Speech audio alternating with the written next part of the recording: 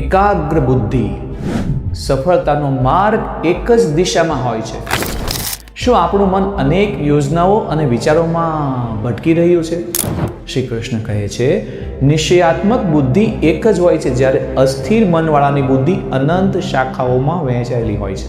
બિઝનેસમાં આને strategic focus અને પ્રાયોરિટી મેનેજમેન્ટનો મૂળ મંત્ર કહે છે. શ્લોક છે, વ્યવસાયાત્મિકા બુદ્ધિઃ એકેહ કુરુ નંદન બહુશાખા હ્યનંતાશ્ચ બુદ્ધયો વ્યવસાયિના.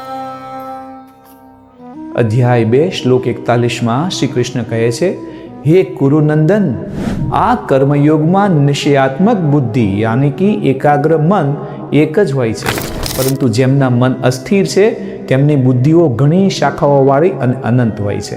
બિઝનેસ અને વ્યવહારમાં 3 શિખામણ છે. 1. Laser focus. એક સફળ લીડર એક સમયે એક જ મુખ્ય લક્ષ્ય, એક જ ગોલ ઉપર ધ્યાન આપે છે. જો તમે 10 અલગ અલગ દિશામાં પ્રયત્ન કરશો તો ક્યાંય પહોંચી નહીં શકો. એકાગ્રતા જ તમારી શક્તિ છે, એવું કહે છે. 2. નિર્ણયાત્મક શક્તિ. જ્યારે તમારી બુદ્ધિ નિશ્ચયાત્મક હોય છે ત્યારે તમે મૂંઝવણથી દૂર રહો છો. અસ્થિર મનવાળા લોકો હંમેશા જો અને તોમાં અટવાયેલા રહે છે અને ક્યારેય કોઈ એક્શન નથી લઈ શકતા. 3જી વાત, સંસાધનોનો બચાવ. જ્યારે લક્ષ્ય સ્પષ્ટ હોય ત્યારે સમય, પૈસા અને મહેનતનો બગાડ થતો નથી. બહુશાખી બુદ્ધિ માત્ર ઉર્જાનો વ્યય કરે છે ને જ્યારે એકાગ્ર બુદ્ધિ પરિણામ લાવે છે. શું તમારું લક્ષ્ય અત્યારે એકદમ સ્પષ્ટ છે? જો તમે તમારા મેઇન ગોલ ઉપર ફોકસ્ડ છો તો કોમેન્ટમાં ફોકસ્ડ એવું લખી શકો છો.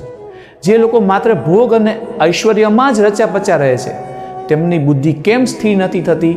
શ્રી કૃષ્ણ આગામી 2 શ્લોક 42 અને 43માં દેખાડો કરનારા લોકો વિશે કહેશે. જાણવા માટે નેક્સ્ટ એવું કમેન્ટ કરી શકો છો. આ 2 શ્લોકો આપણને આકર્ષક પણ ખોટા રસ્તાઓથી બચવાનું શીખવે છે.